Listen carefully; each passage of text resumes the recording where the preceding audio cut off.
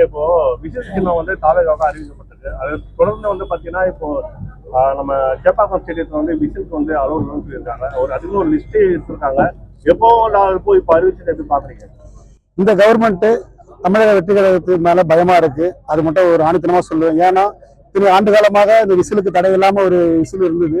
இன்னைக்கு தமிழக வெற்றி கழக விசில் சின்ன அறிவிச்ச உடனே ஒரு சேப்பாக்கம் மைதானத்துல ஒரு என்ஜாய்மெண்டா போய் என்ஜாய் பண்றது, கிரிக்கெட் மேட்ச் பாக்குறதா மக்கள் ஆர்வத்தோட போவாங்க, கை தட்டுவாங்க, விசில் அடிப்பாங்க.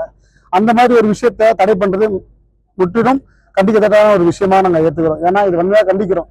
ஏன்னா எந்த ஒரு நாட்டிலும் இந்த அநியாயம் நடக்காது. தமிழ்நாட்டில் இந்த அநியாயம் நடக்குது.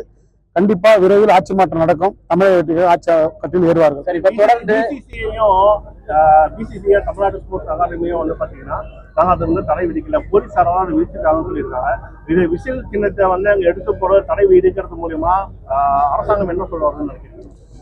எங்க தமிழக வெற்றிகளை பார்த்து பயப்படுறாங்கன்னு தான் சொல்ல மாட்டோம். ஏன்னா இன்னைக்கு நீங்க இங்க வேணா விசில் அடிச்சு தடுக்கலாம். ஆனா இதுல விசில் அடிக்கிறது யாரால தடுக்க முடியாதுன்னு ஆணித்தனமா சொல்லுவேன். ஏன்னா விசில்ன்றது யாரும் வேணா கையில அடிக்கலாம், விசில எடுத்து அடிக்கலாம். ஆனா அப்படி இருக்கும்போது இந்த விசில தடை பண்றாங்க. இது ஒரு அக்யூஸ்ட் மாதிரி எல்லாம் செக் பண்ணி அனுப்புறாங்க. எல்லாருமே ஒரு மேட்ச் பார்க்கணும், ஒரு 2000 3000 டிக்கெட்டை கொடுத்து மேட்ச் பார்க்கறது வராங்க. அவங்க ஒரு என்ஜாய்மெண்ட் கூட இல்லாத இந்த தமிழ்நாடு ஆகி போச்சு இன்னைக்கு இருக்கிற சூழ்நிலையில.